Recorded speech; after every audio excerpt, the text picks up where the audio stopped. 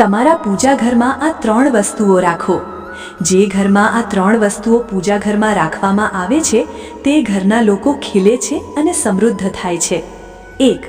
આજકાલ ઘણા લોકો ભાગ્યે જ આ વસ્તુને પોતાના ઘરના પ્રાર્થના ખંડમાં રાખે છે, જેને શાસ્ત્રોમાં ખૂબ જ શુભ માનવામાં આવે છે અને જેના વિના પ્રાર્થના ખંડ અધૂરો રહે છે। તેથી દરેક વ્યક્તિએ પોતાના ઘરના પ્રાર્થના ખંડમાં શંખ રાખવો જોઈએ અને સાંજની પ્રાર્થના દરમિયાન તેને ફૂંકવો જોઈએ।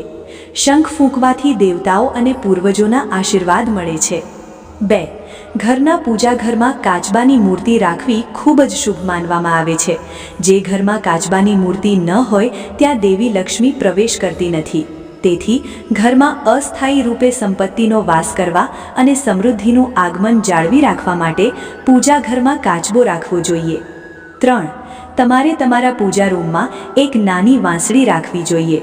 પૂજા રૂમમાં વાંસળી રાખવી ખૂબ જ શુભ છે, તેથી વાંસળી રાખો। મિત્રો, આશા કરું છું કે આપને મારું આ વિડીયો ગમ્યું હશે।